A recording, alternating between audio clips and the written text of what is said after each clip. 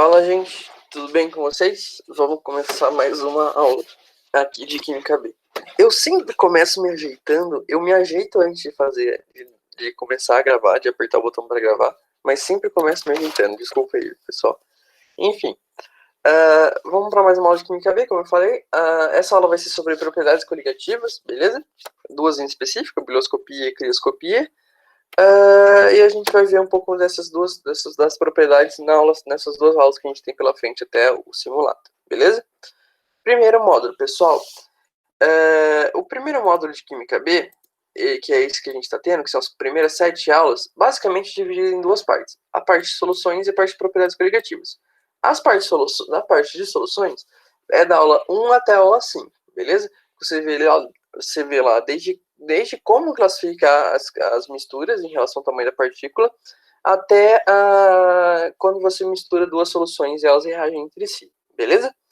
E aí, depois você tem a segunda parte, que eu falei, que é as propriedades coligativas. São as propriedades dos líquidos e tal, que a gente vai ver nessa aula e na próxima aula, beleza? Nessa aula a gente vai ver biroscopia e crioscopia. Na aula que vem a gente vai ver pressão de vapor, tonoscopia e pressão osmótica, beleza? Para essa primeira parte do módulo, pessoal, eu fiz mais exercícios, que é uma lista extra, além dos exercícios da apostila. Pode ter algo em comum se eu deslizei, mas eu vou tentar disponibilizar essa lista nos canais que convém. Eu vou tentar disponibilizar lá no Classroom do Tarumã, e vou pedir para disponibilizarem também nos outros drives, os Classrooms, que é uma palavra difícil de pronunciar rápida. Mas eu quero que vocês tentem fazer a lista, eu peço para vocês tentarem fazer a lista e tentarem vir tirar dúvidas também, para tirarem listas tanto da apostila quanto podem também tirar da lista de exercício, acho que não tem problema. Esqueci de colocar meu timer aqui de novo. E podem me procurar também para tirar dúvidas por e-mail, por WhatsApp. Podem mandar mensagem por WhatsApp, não tem problema, para tirar dúvidas. Só que eu não vou deixar meu número aqui por motivo de ser o YouTube, né? Mas aí vocês podem me procurar, podem ver o meu número em outros grupos do Hacker na Prova e é só mandar mensagem, beleza? Então vamos seguir, pessoal. A gente, geralmente, na química, a gente fica pensando nas ciências exatas como um todo. A gente sempre pensa, cara, por que eu tô estudando isso? Tipo, onde eu vou ver isso na minha vida, sabe? Se isso não ficou claro para vocês em soluções, onde você veria soluções na sua vida, que é literalmente todo dia, desde quando você prepara o tangue a quando você prepara aquele mousse maravilhoso, que eu dei a receita para vocês, espero que vocês tenham feito. Nas propriedades coligativas, isso fica ainda mais claro, porque as propriedades coligativas estão muito presentes no nosso dia a dia. Muito, muito mesmo, mais do que a gente imagina. Por exemplo, a água do mar lá no Ártico. Por que será que essa água do mar ela não congela mesmo a uma temperatura abaixo de 0 graus? Já pararam pra pensar nisso? Que a gente sempre vê, pode navegar lá no Ártico e tal, no Ártico não, e na Antártida, que é a mesma coisa, mas lá no Polo Norte e no Polo Sul. Mas a gente não para pra pensar por que tipo, a gente consegue ter água líquida lá, porque geralmente as coisas tendem a congelar lá, né? E um outro exemplo, pessoal, não sei se vocês têm carro, ou seus pais têm carro, mas no carro tem uma parte que chama radiador, que tem água lá. E por que será que essa água do radiador não congela quando está muito frio nos carros que tipo estão lá em países que são muito frios? Ou ela não evapora quando o carro passa, quando a temperatura do carro aumenta bastante e passa de 100 graus? Por que será que isso não acontece? Porque o motor do carro está quente. E outro caso, pessoal, que é um caso bem legal que dá para vocês fazerem na sua casa, que é quando você tem uma água em um ponto de ebulição, uma água fervendo, que você coloca no fogo, ela começa a ferver. Você pega e coloca uma colher de sal, uma colher de açúcar nela, e ela imediatamente para de ferver. Por que será que isso acontece? O exemplo que eu mais gosto também, que é o exemplo que eu acho que é legal, que fica muito claro na cabeça de vocês, por que o tiozão do churrasco, aquele tiozão que sempre fala, gente, na caixa de isopor com gelo, joga sal para esfriar mais rápido a cerveja. Por que será que o tiozão do churrasco fala isso? Beleza? A gente vai ver, isso tudo é reflexo das propriedades coligativas. Mas o que são propriedades coligativas? A definição das propriedades coligativas é a seguinte: as propriedades coligativas correspondem à alteração nas propriedades de um solvente devido à adição de um soluto não volátil. O que isso quer dizer? que quando eu adiciono um soluto não volátil, o que é um soluto não volátil? Isso é importante. É um soluto que não volatiliza fácil em solução. Tipo, não pode ser, por exemplo, o álcool, que vai volatilizar fácil. Geralmente são solutos sólidos, beleza? Quando eu adiciono um soluto dessa natureza nos solventes, eu vou observar uma alteração em algumas propriedades do líquido em questão. Por exemplo, se eu coloco sal em água, essa solução vai ter algumas alterações diferentes do que se você olhasse essas mesmas propriedades no solvente puro, beleza? Uma coisa importante, pessoal, é que essas propriedades, isso é bem importante. Essas propriedades só dependem do número de partículas dissolvidas, pessoal, e não da natureza delas. O que isso quer dizer? Que não importa se eu estou colocando 1 mol de KCl, 1 mol de NaCl, 1 mol de CaCl2, não importa. O que importa é que o que no final de partículas dissolvidas eu vou ter. Quantas partículas eu vou ter dissolvidas no primeiro caso, no segundo caso, no terceiro caso. Essa sim vai ser o motivo da diferença, beleza, pessoal? Não é na natureza de se por exemplo, a diferença não vai ser entre se eles serem compostos iônicos ou moleculares, mas vai ser no quanto de partículas dissolvidas os compostos iônicos produzem e quanto de partículas dissolvidas os compostos moleculares produzem, beleza? A gente vai ver isso mais pra frente quando a gente ver do fator de Van 't Hoff.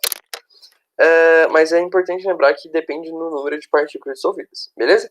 E, pessoal, são 4 as propriedades coligativas. Tonoscopia, abaixamento da temperatura da pressão de vapor,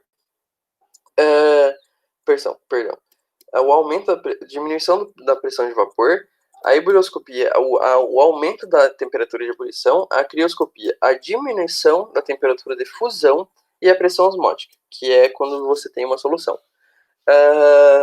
Parece um pouco confuso, mas a gente vai tentar explicar, vai ver que os nomes são muito mais difíceis do que realmente acontece, beleza? O motivo, a gente vai ver essas duas propriedades hoje, pessoal, ebulioscopia e crioscopia.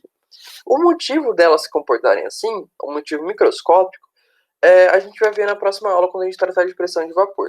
Por quê? Porque a ebulioscopia e a crioscopia são consequências diretas da alteração da pressão de vapor de uma solução em relação ao solvente, beleza? Dá pra ver isso muito claramente quando a gente trata disso. Na aula de hoje a gente vai ver elas duas, vai falar do aspecto qualitativo, né, o que é, como definir e tal, e como calcular a variação, beleza? Então vamos seguir. Ebulioscopia. O que é a ebulioscopia, pessoal? A ebulioscopia é o estudo da evolução da temperatura de ebulição de um líquido por meio da adição de um soluto não volátil, beleza? Ficou confuso? Travou aqui, perdão. Ficou confuso. Como é que a gente faz, então, quando fica confuso? A gente pega na química e experimenta, porque química é uma ciência experimental, beleza? Então, vamos pegar um exemplo. A gente pega um solvente puro, que é a água, um líquido puro, beleza? E observa a temperatura de ebulição dela. Em uma ATM, pessoal, a temperatura de ebulição vai ser 100 graus, o famoso e conhecido 100 graus, beleza? Só que e se, pessoal, eu pegar e fazer essa mesma medida de temperatura de ebulição para uma solução de glicose, 1 mol por litro. Eu peguei e adicionei 1 mol de glicose em 1 litro de água. O que a gente vai observar? Que a temperatura de ebulição não é mais 100, ela é 100,52 graus, ou seja, ela aumentou 0,52 graus em relação ao solvente puro, beleza? E se eu for um pouquinho mais para frente, eu consigo ver isso experimentalmente, galera. Se eu colocar 2 mols por litro de glicose no mesmo solvente de água, o que eu vou obter? Eu vou obter que a temperatura de ebulição não é mais 100 ou 100,52, é 101,4, beleza? Então você percebe que conforme eu aumento a quantidade de partículas dissolvidas ou partículas que tem na solução, eu vou aumentando a temperatura de ebulição. E é justamente isso que é a ebulioscopia. É você estudar como essa temperatura de ebulição aumenta quando eu coloco o soluto no meio. E você pode perceber também, pessoal, que aquela coisa que eu falei agora há pouco, que é importante, que o que define as propriedades é o número de partículas, também se processa aqui. Conforme eu tenho mais partículas, ou seja, mais partículas, 2 mol, por exemplo, 2 mols, 1 mol e nada, quando eu tenho mais partículas que é na solução de 2 mol por litro, você vai ter um efeito muito maior da alteração. Aqui você tem 0,52, aqui você já tem 1,04 graus, beleza? Conforme o aumento da partícula, aumenta a intensidade das propriedades coligativas, beleza? Então, pessoal, o que a ebullioscopia nos diz claramente? Que conforme eu adiciono um soluto, eu aumento a temperatura de ebulição dele, beleza? É isso, a ebullioscopia.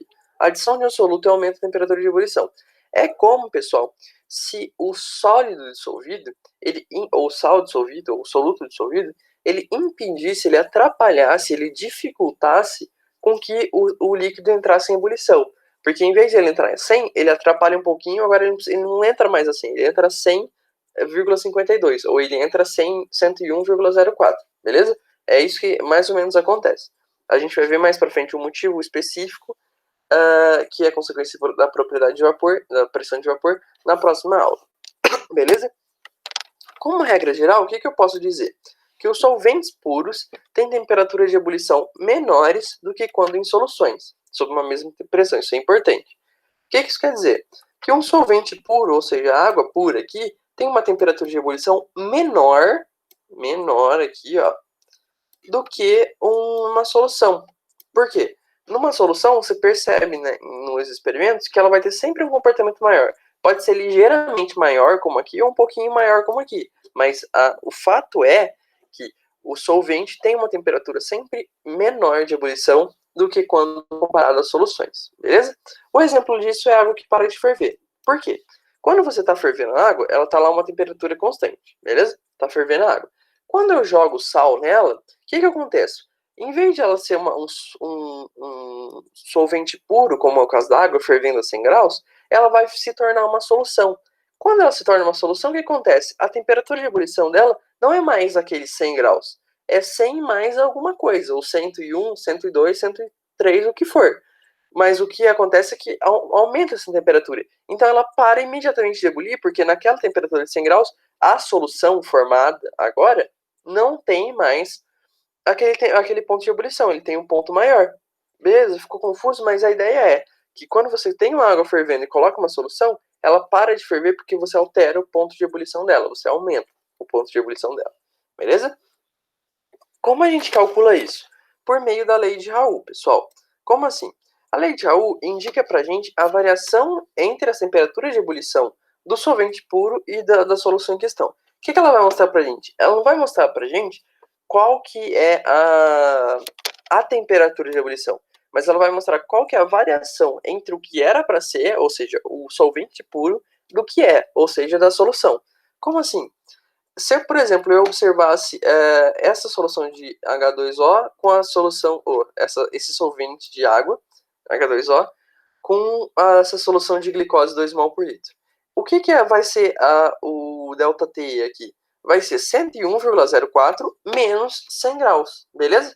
Ele vai ser a variação, que é o que a lei de Raoult vem dizer, não vai ser 101, vai ser 1,04, beleza? Porque foi o quanto variou entre o solvente puro e a água pura, ou entre o solvente puro e a solução, beleza? Ela tem essa carinha aqui, pessoal, é o ΔTE é igual a uma constante vezes a molaridade vezes o fator de Van 't Hoff.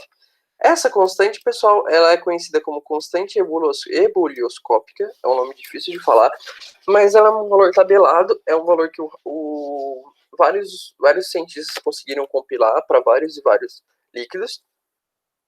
Como o nome diz, é uma constante, beleza? Então ele sempre vai te dar. Tem a molaridade, isso aqui é importante, por quê? A molaridade, pessoal, o que era? Era a quantidade de soluto por quilo de solvente. Beleza? E é justamente por isso que faz tanto sentido usar ela. Porque as outras concentrações sempre tratavam em relação ao volume da solução, a quantidade de solução. O único que tratava em relação ao solvente é a molaridade. E o que a gente está observando nas propriedades correlativas? Não é a alteração das propriedades do solvente, ou seja, do líquido que a gente está observando? Então faz muito sentido a gente observar a molaridade da solução. E como a gente calcula, a gente pega o quanto de mols de soluto, passou um carro aqui bem barulhento, a gente pega a quantidade de mols de soluto e divide pela quantidade em massa de solvente, beleza? Mols de soluto por quantidade de massa de solvente. Essa é a molaridade, beleza? Tem nas aulas passadas, caso vocês precisem recapitular. E por último, tem esse fatorzinho de Van 't Hoff aqui, que ele é muito importante, porque ele mostra pra gente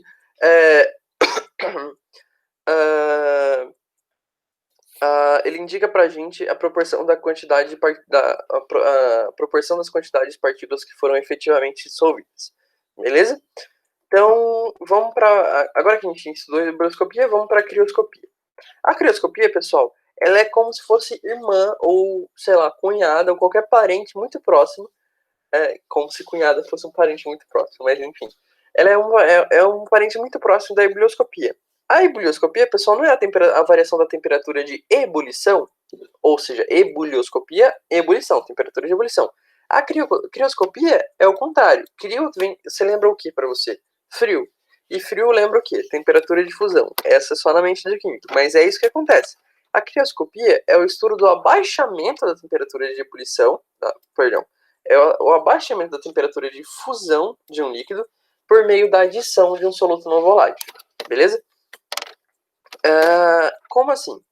Vamos pegar um exemplo aqui, o mesmo exemplo que a gente viu na parte anterior, só que em vez da gente analisar a temperatura de ebulição, a gente vai analisar a temperatura de fusão ou temperatura de congelamento, que é a mesma coisa. A temperatura que o líquido congela é a mesma temperatura que ele funde, beleza?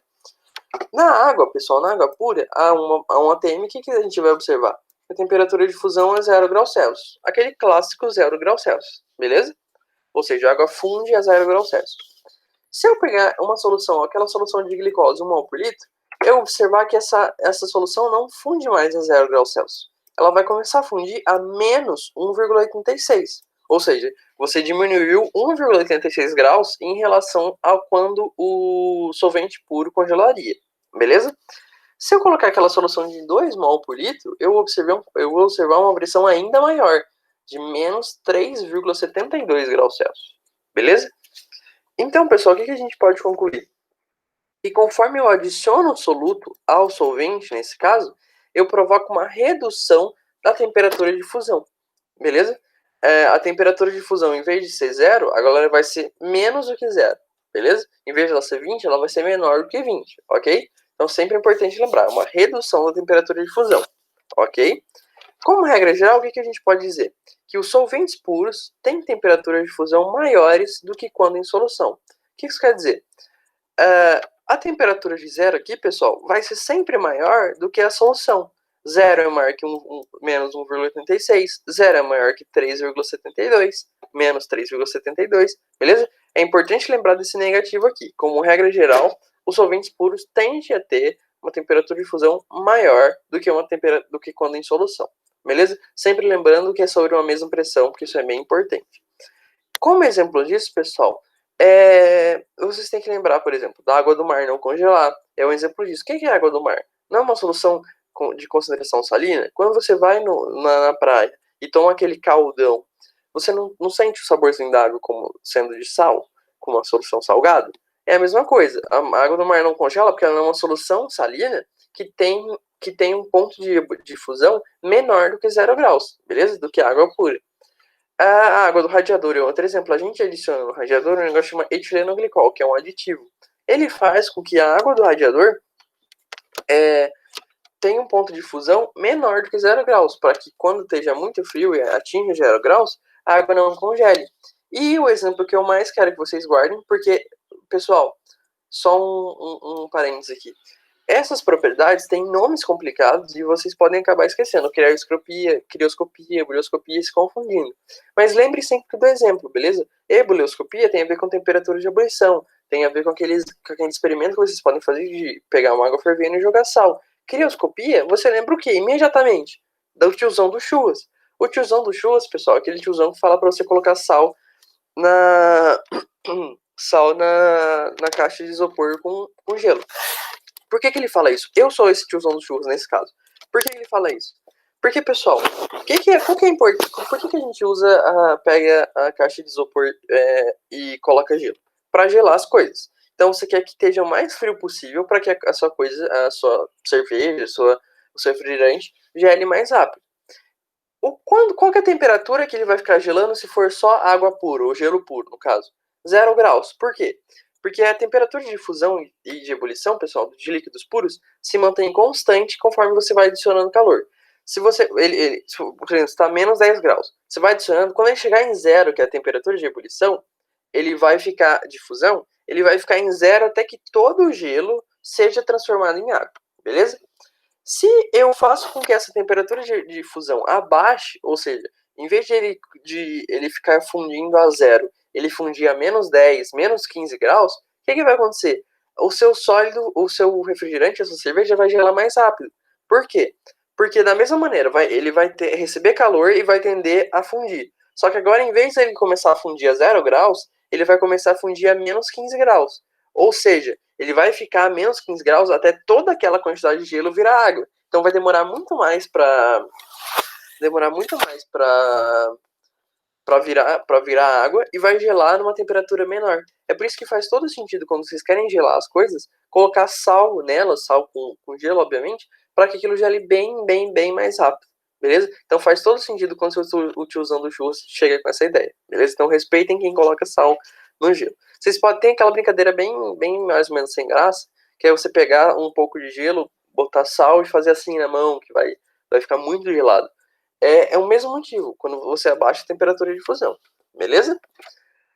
Como a gente calcula? Da mesma maneira, pessoal, da mesma maneira que a gente fez antes. De novo, crioscopia e boloscopia andam de mão dadas. O slide é quase a mesma coisa, só que só muda que você está falando da temperatura de ebulição e da temperatura de fusão.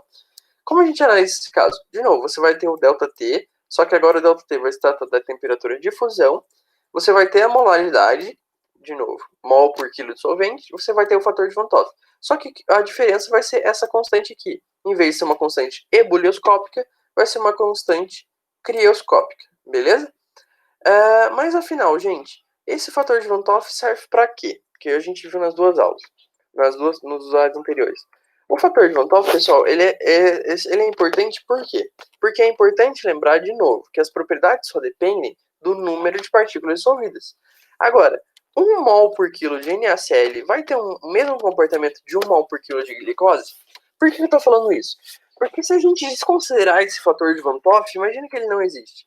A temperatura, o ΔT seria proporcional constante vezes a... Aqui, ó, pessoal, tô aqui, tá bom? Se o ΔT seria proporcional constante vezes a molaridade. Agora, essa molaridade de 1 mol por quilo de NaCl tem o mesmo número de partículas que 1 mol por quilo de glicose? Vamos experimentar. Agora eu tô em Comic Sans. Eu decidi que eu acho que eu vou usar Comic Sans nos meus próximos slides, porque é muito fofinho. Mas, enfim. A glicose, ela tem essa forma molecular. No início, pessoal, ela tá sólida. Quando ela passa pelo processo de dissolução, ela passa por estado aquoso, só que ela continua com a mesma cara, que ela tinha antes. Por quê? Porque ela é um sólido molecular. Ela não é quebrada em partes. Você tinha glicose antes, com aquela estrutura, você tinha glicose depois, só que agora no estado aquoso. Beleza? Se eu fizer isso para o sal, o que acontece? O sal é um composto iônico. Você tem o sal ligado ao Cl-, Na-Cl,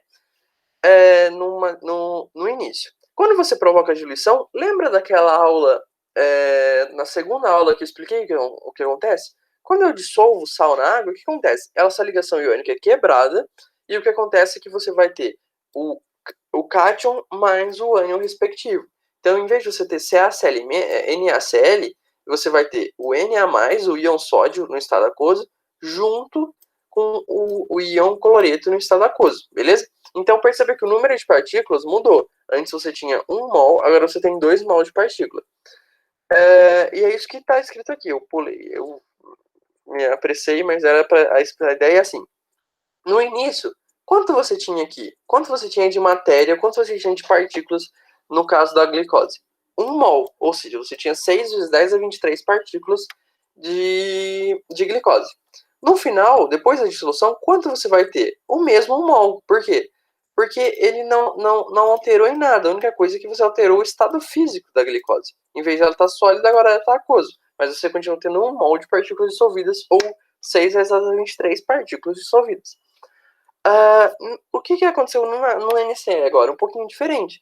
No NaCl você tem 1 mol no início, ou seja, você tinha 1 mol de NaCl sólido, só que no final você vai ter 2 mols de partícula. Você vai ter 1 mol de Na+, junto com 1 mol de cloreto, beleza? Então no final você vai ter 2 mols, ou seja, o dobro de partículas, 12 vezes 10 a 23. E como as propriedades só dependem do número de partículas, o 1 mol de NaCl vai ter 2 mols de partícula dissolvida no final, vai ter uma intensidade das propriedades coligativas muito maior do que no início, do que quando comparado à glicose, que vai ter um mol só no início e um mol só no final, beleza? E é justamente para isso que existe o fator de Van Toff. E o fator de Van Toff, ele mostra pra gente qual que é a relação entre o número de partículas dissolvidas após a diluição e o número de partículas dissolvidas antes da diluição. Como assim? Vamos pegar, por exemplo, calcular o fator de Van Toff para a glicose. No final, quanto que eu tinha? 1 mol, beleza? No início, quanto que eu tinha? 1 mol também. Então, fazendo 1 sobre 1, você vai ter que o fator de Van Toff no final vai ser 1, beleza? Para a glicose. Agora, para o sólido iônico. Perdão. Para o sólido iônico, você vai ter uma coisa diferente. No final, você tinha 2 mols, beleza? Por quê? Tem um mol de Na+, e um mol de Cl-. No início, quando você tinha 1 mol só, 1 mol virou 2, beleza?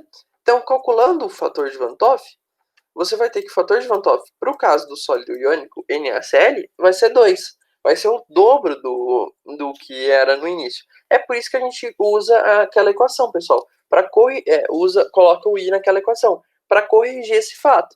Embora você tenha soluções de molaridades iguais, como o NaCl e a glicose, a intensidade das propriedades coligativas vai ser diferente, porque uma vai ter mais partículas dissolvidas, o NaCl vai ter mais partículas dissolvidas do que a glicose, beleza? E o fator de Van Toff mostra pra gente justamente isso.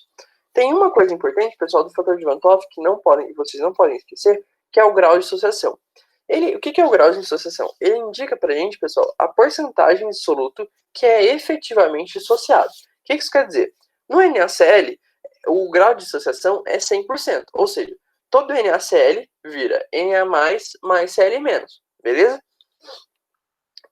Mas agora vamos pegar esse exemplo do CaCl2. O CaCl2 tem alfa de 90%. Então o que isso quer dizer? Que só 90% de cloreto de cálcio que você colocar vai virar cálcio e cloreto. O resto vai ficar na forma iônica de CaCl2. E é isso que a gente acontece. Vamos pensar num exemplo mental de novo. CaCl2, ele é dissolvido virando cálcio 2+, mais 2 Cl-, beleza? Se fosse 100%, era fácil. O número de mols no final seria 3. Mas não é 100%. Então, para calcular o fator de Van Toff, você precisa saber o quanto você tinha antes e quanto você tinha depois. No início, você tem 1 mol. No final, você não tem 3 mols, que seria 1 mol de Ca2+, e 2 mol de Cl-. Você tem 90% só disso. Como a gente calcula, então? A gente faz a tabelinha. Como assim?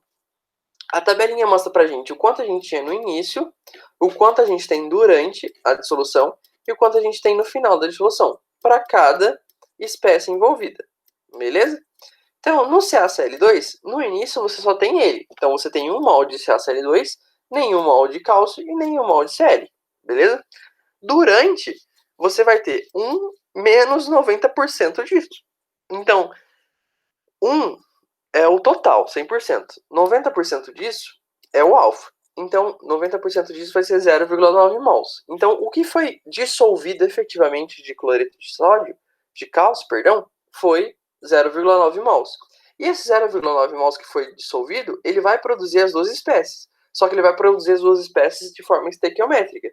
Então, como você consome 0,9 mols de cloreto de cálcio, você vai produzir 0,9 mols de cálcio e 2 vezes 0,9 mol de cloreto, beleza? Porque você tem 2 cloretos para cada cálcio.